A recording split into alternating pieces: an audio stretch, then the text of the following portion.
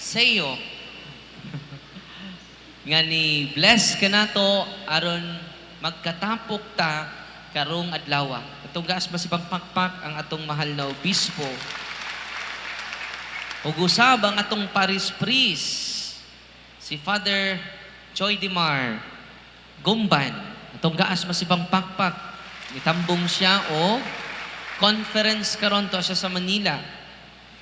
O nang gusto ta siya makiguban nato pero doon na po siya laing obligasyon. Pero sa iyang pagtugot nga kita magkahiusa karon.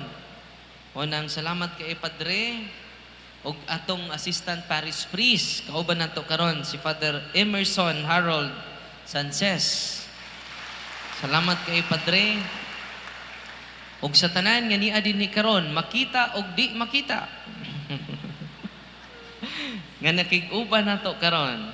Salamat kaayo. Karon sa atong selebrasyon sa solemnidad ni San Pedro og ni San Pablo. Unique kaayo si San Pedro. Ano nang unique kaayo siya? Sa tanang mga apostoles, iyarangan ang giusab ni Kristo. Kung ato na i-connect sa Old Testament, basta usbon imong ngalan, dunay special mission. Sama ni Abraham, ayangan sa una Abraham, giusab ang iyang ngalan, Abraham. Mahimo kang amahan sa tanang lumulupyo sa yuta. Unang Father Abraham. Giusab ayangan si Jacob, giusab ayangan Israel. Muna nga si Pedro giusab-usab ang iyangan. Maingon niya si Abraham giusab iyangan dikan sa Abraham ngadto sa pagka-Abraham kay mahimo siyang amahan sa tibuok yuta sa Huda. O nang gitawag siya Father Abraham. Una nga si Pedro sad ang iyangan Simon. Kung imong basahon ang John chapter 1 verse 42, giusab ni Kristo ang iyang pangan. Sugod karon Simon, di nakatawgog Simon. Tawgon kanag Pedro. Kefa. Sa Aramaic anak Kefa. Ang Kefa di ay, ang meaning anak, immovable rock. Dili mairog nga bato. Mo na meaning sa Pedro. No. Mo na meaning sa Kefa. Immovable rock. Kung si Duterte dunay bato de la Rosa, si Kristo po duna po'y bato. Si Pedro. Kung namingon siya sa ito Ebanghelyo karon, sultihan ko ikaw, Pedro, ibabaw nining bato, tukuron ko ang akong simbahan. So ibabaw ni Pedro nga bato, adto niya ipatukod ang iyang iglesia, ang iyang simbahan. Mauna nga, kitang mga Katoliko, gitawag tag Roman Catholic. Anong gitawag man tag Roman Father? Nyadi man ta mga Romano. Tungod kay didto sa Roma, didto gipatay si Pedro ug si Pablo. Og didto sila gilubong. Kung imong basahon ang Efeso chapter 2 verse 20, ang mga apostoles di ay maoy patukuranan sa simbahan. Muna, nga si Pedro, gilubong dito sa Roma. Muna, ang gilingkuran karon sa atong Papa, si Pope Leo XIV. Tuwa siya naglingkod sa St. Peter's Basilica. Kung mapamukad to sa Basilica ni San Pedro, kaluis Ginoo nakadto ko kaduha, mauni ang altar sa St. Peter's Basilica, muni adlan. Ubos ana tungod jud tua didto gilubong si San Pedro. Munang gitawag siya St. Peter's Basilica. Nganong gitawag tag Roman Catholic? In communion to the faith of Peter. Nahiusa tangad to ni Pedro. Mao nang atong Santo Papa hangtod karon naadjud sa Roma. Ika-266 na nga Papa si Pope Leo XIV. Gikan ni Pedro. Yanong kinahanglan makonect man ta sa tibuok kalibutan. Kita rang Katoliko ang nag-celebrate sa kapistahan ni Pedro. Why Protestante? Yan nagpiesta ni San Pedro. Yan ang magpiesta man sila. Yan ang wa man sila ipiesta ni San Pedro. Wa man sila connection. Putol. Wa man maingon si Kristo din ikaw si Pedro, igahatag ko kanimo Pedro ang mga yawi sa gingarian sa langit. Dro, i-duplicate ng yawi dro. Hatagis kibuloy. Wa to kadawat og duplicate. Bisag duplicate na lang, wa kadawat. Wa man gipa-duplicate ang yawe. Tuwa ra bang Pedro?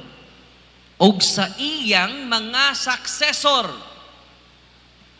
Muna ang kalig-on sa simbahan, do not tay apostolic succession. Ang mga pinangga natong sigig pangataki sa simbahan, sigig daot sa simbahan. Kay kuno sila sakto. Kay sila ra kuno dunay tama. No? Sila ra kuno'y tama. Kadugayan si pag huna-huna nga sila ray tama, duna na nun sila'y tama. Nga naman, ilang giatake ang simbahan nga dunay yawi. Wala ba sila yawi? Wa man nagipad-duplicate. Unang mga pinangga ko mga kaigsunan nga niya din ni karon, way laing simbahan nga nakadawat og yawi gikan mismo ni Kristo ang Santa Iglesia Katolika Apostolika Romana lang. Atong papakan ang simbahan. Basta official teaching sa simbahan, ayaw na pagsupak-supak, anak. Uy, paminaw mo. Di ko ganahan ng teaching, ha? Magpili-pili ka. Tanawa gud ang gisulti ni Kristo, paminawa ninyo. Akong hinawi yung gisulti. Ingon si Kristo, ihatag ko kanimo, Pedro, ang mga yawi sa gingharian sa langit, ang imong idili din sa yuta, idili ko sa langit. Ang aprobahan ni Pedro din sa yuta, di supakon ni Kristo. Kinsa man ka? Labaw pa kang Kristo? Muna, kung imo ning pamalandungan mga igsuon, the more ang atong pagsalig sa simbahan, ngano man misalig kani si Kristo nga way sa kinsa man ka. Kinsa man as Father Darwin, magsupak-supak sa simbahan. Nga mismo si Kristo nisalig sa simbahan. Kumusta man ta karon? Doon na pa ba mo'y salig sa simbahan ni Kristo? Wa man na maningog ng uban. Kinahigugma pa mo sa tao kaysa simbahan niya gipakamatyan ni Kristo. Mo nang sugod karong adlaw mga kaigsunan, doblihan ninyo ang pagsalig sa simbahan. Doblihan ninyo ang paghigugma sa simbahan. Ngano man, Lucas Kapitulo 10, versikulo 16, ang nidawat sa simbahan, nidawat nako. Ang nisupak sa simbahan, nisupak nako. O nisupak sa akong amahan nga nagpadala kanako. Ang pangutana karon, nahigugma pa ba mo sa simbahan? Tinuod? Muna mga kaigsunan ko, basta official statement gani sa simbahan, official teaching sa simbahan, kamatuuran na siya.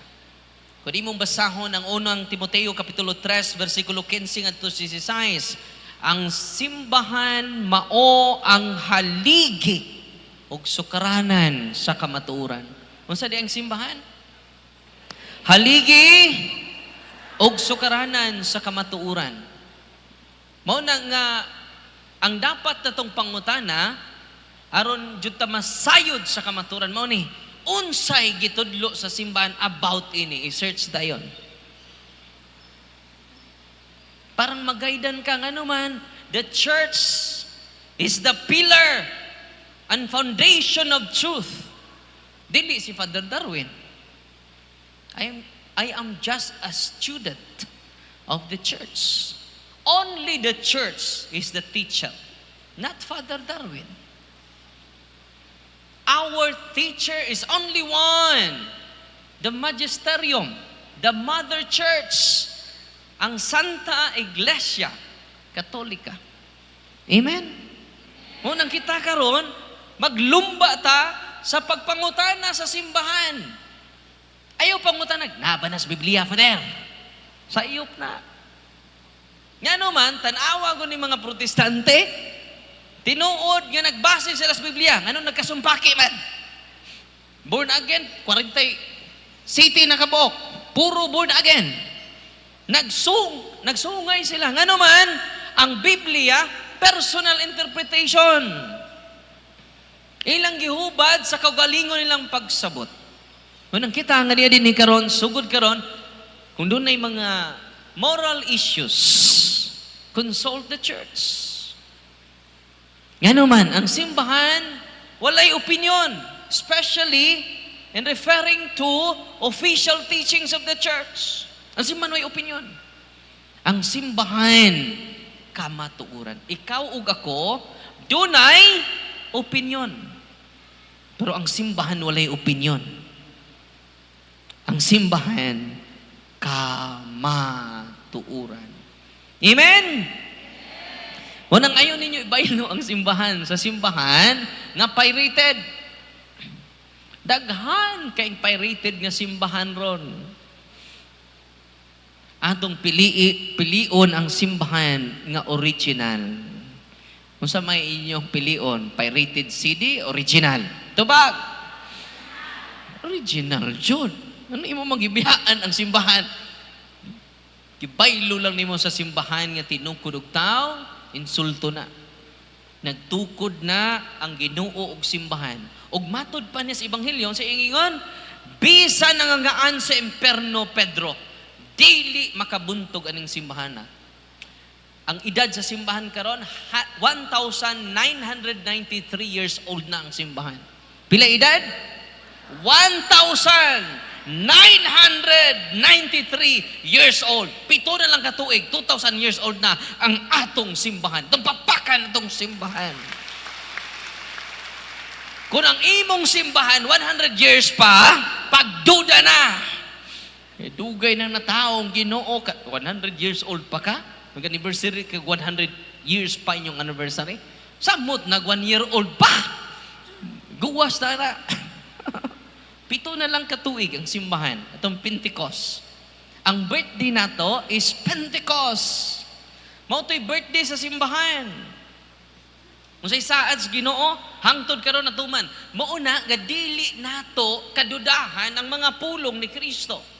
Tanawa gud, 1,993 years old ang simbahan. Kinsang simbahan na nga niabot ang edad na? Simbahan Katoliko lang. Amen.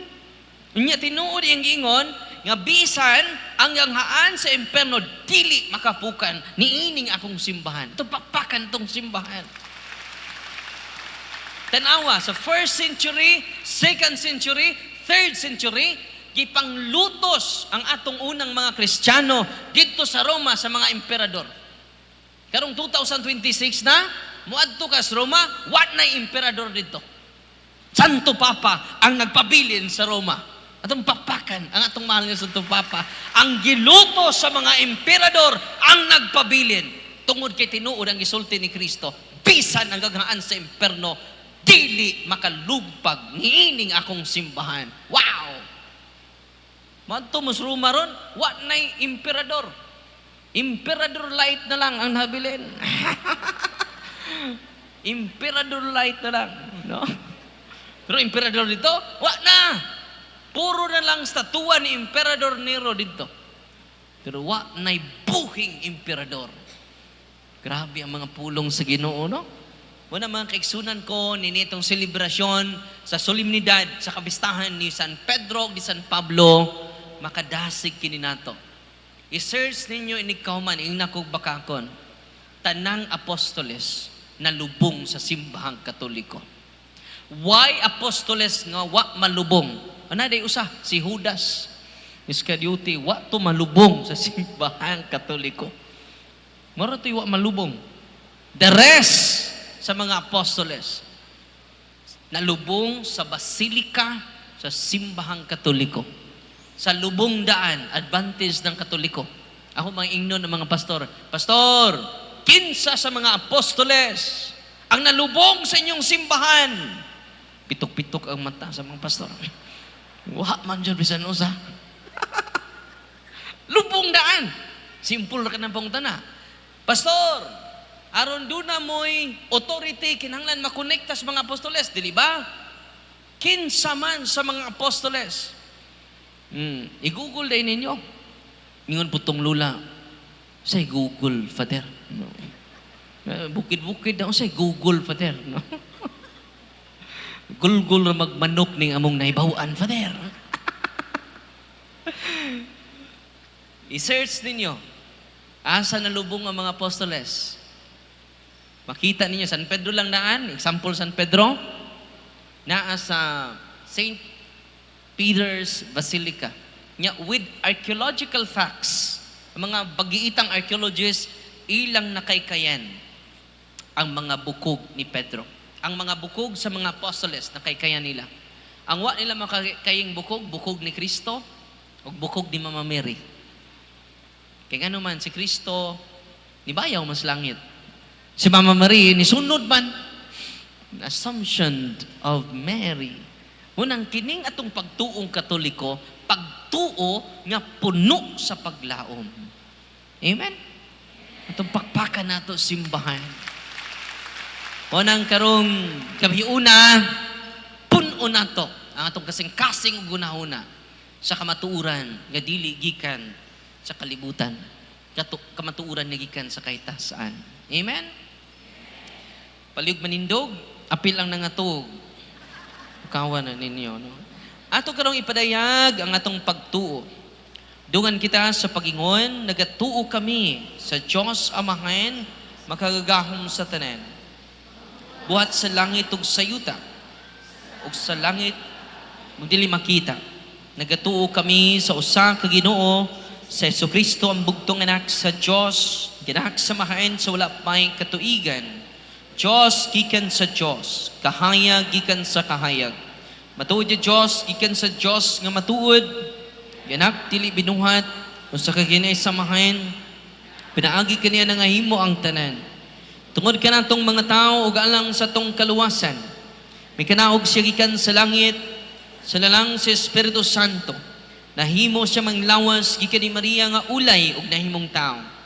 Tungod kanato gilansang siya sa cross sa sugo ni Poncio Pilato.